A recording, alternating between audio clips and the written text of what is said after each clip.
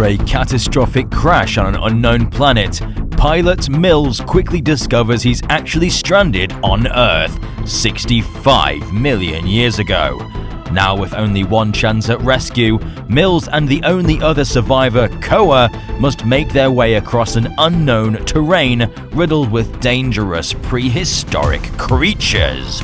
65 is a story about loss and how love and opening your heart can heal deep emotional wounds. This journey occurs on our planet, millions of years in the past, and Mills and Kaale are actually from an ancient alien race, so our planet and its dangers are entirely new to them. There are countless hazards that stand in the way of their goal, some environmental and some prehistoric animals that want nothing more than to bite your head off.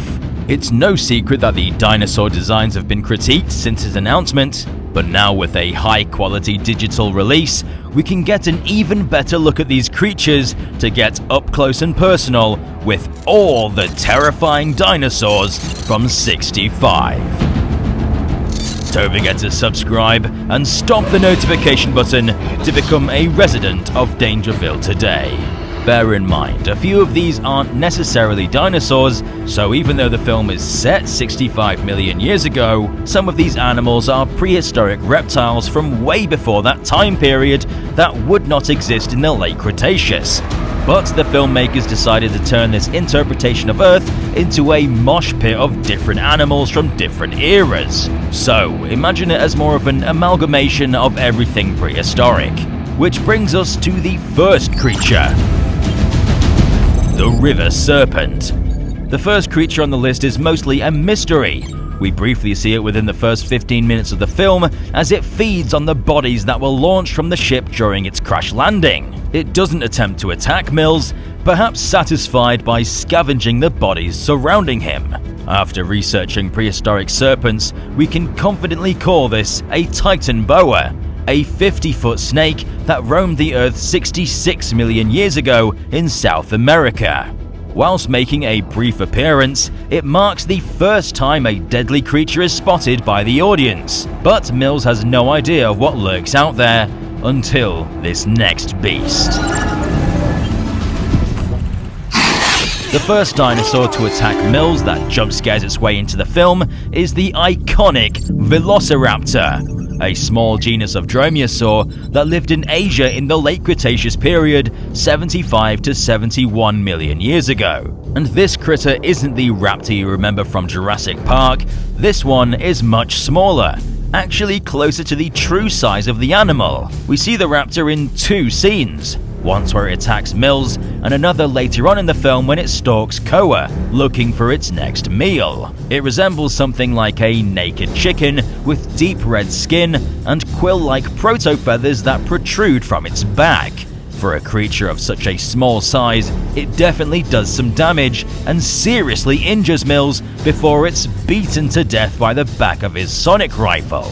Kaale defeats another velociraptor by deploying several small grenades, brutally blowing up this animal before it had the chance to eat her.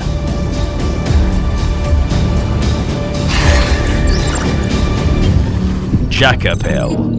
Next up, I present the most hideous dinosaur design of recent memory, this monstrosity. For the longest time, I had no idea what this thing was meant to be. During production, this was meant to be a three-legged ankylosaur, but in some concept art, we see it was potentially going to be a Lystrosaurus.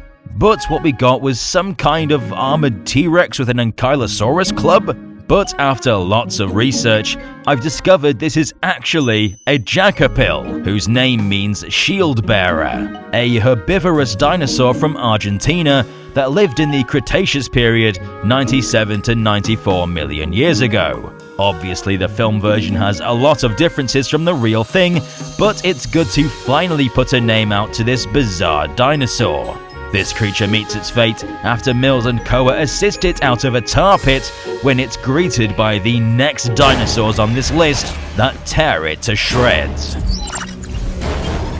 The TROODON. a carnivorous bird-like dinosaur from Cretaceous Canada that lived 86 to 66 million years ago. It stood at a height of 3 feet tall with a length of 8 feet and is often called one of the smartest dinosaurs that ever lived, with the largest brain case to skull size ratio. We do see their intelligence on display in the film as they demonstrate pack hunting capabilities and are waited for the perfect time before lunging at their prey. And whilst the real Troodon most likely sported feathers like other smaller dinosaurs, the movie versions have a similar body structure to the real thing and seem to be an accurate scale. And one thing I appreciate is their bird-like sounds and movements as they hop around and act pretty realistically. Appreciate this dinosaur while you can, because the next one is a monstrosity. Lagosuchus. The Lagosuchus was a lightly built archosaur that lived in the Triassic of Argentina, approximately 230 million years ago. Notable for its long, slender legs and well-developed feet, it most likely moved on all fours most of the time, just like what we see in the film. Although, unlike the film, which has these terrifying predators being wolf-sized, the real Lagosuchus stood at a height of 25 centimeters, with a length of 51 centimeters, and weighed around the same as a common pigeon. We're introduced to these reptiles as they try to hunt Mills and Koa in large packs, with hopes of overpowering our two leads. One of them almost drags Koa away to be devoured before Mills comes over and scares it away with several blasts from his rifle. These creatures certainly left an impact on the viewers, standing out as a bizarre but equally terrifying monster that I definitely wouldn't want to encounter in real life. Thalassodromine. The Thalassodromine is a genus of pterosaur that lived in Brazil during the early Cretaceous period, 112 to 109 million years ago. These animals stood at 2 meters tall to the top of the crest and had a wingspan of up to 5 meters. Now, originally I thought this design was pretty nice. The wing placement is accurate and it doesn't seem to be an abomination. Sure, it has teeth, but it's not as bad as some of the other designs in the film.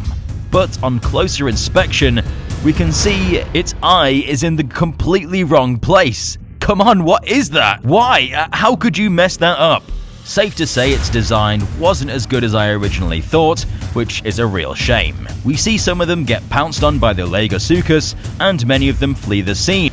And we potentially saw it earlier, devouring a smaller pterosaur that's most likely Sungaripterus. Tyrannosaurus. The next dinosaur we see is a huge quadruped reptile that I guess is the big bad villain of the film.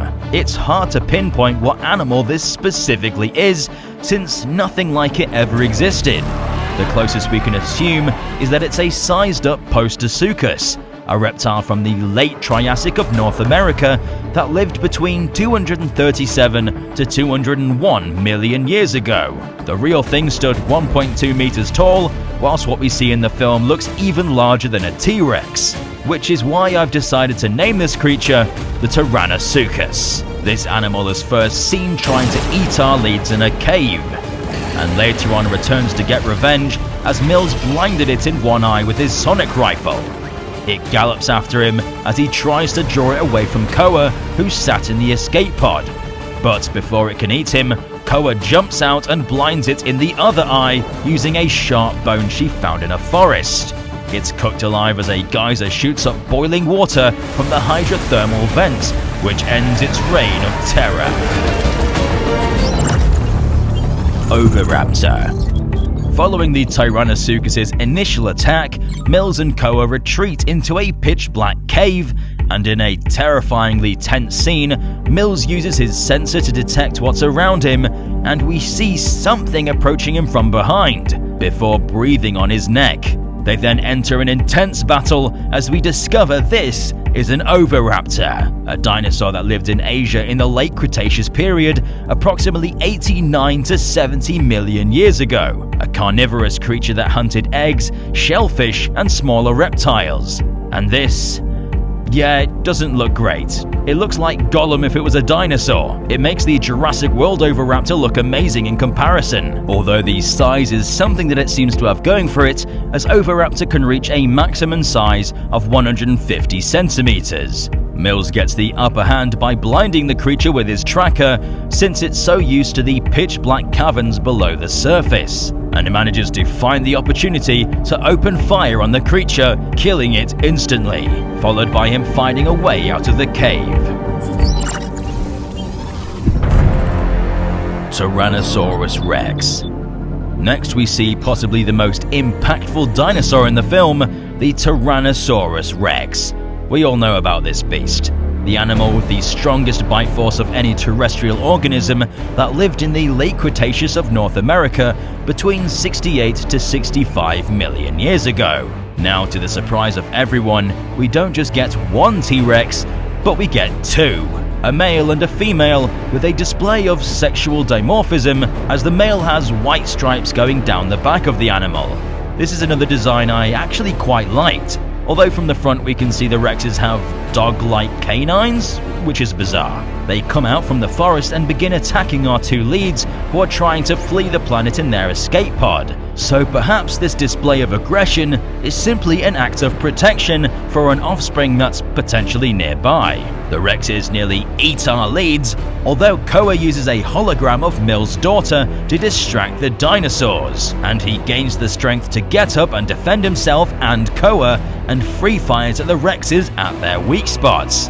He shoots one in the eye, and as the other attempts to tear apart the ship, he fires at the tibia and the ankle joints, so it buckles under the pressure of its own weight. The T-Rexes were defeated, perhaps an act of mercy, before the humongous asteroid collided with the planet.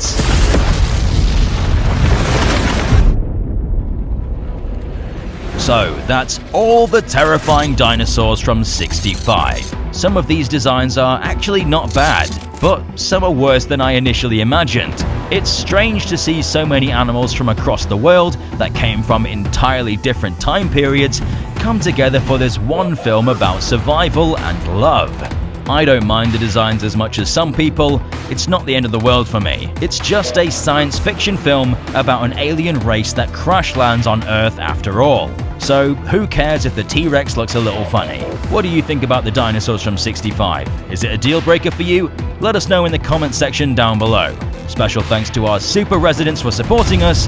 If you'd like to help out to gain exclusive content and to have your name featured here, then follow the link which I'll post here. Don't forget to subscribe and chomp the notification button to become a resident of DangerVille today. I've been Alistair, and we'll see you residents in the next one.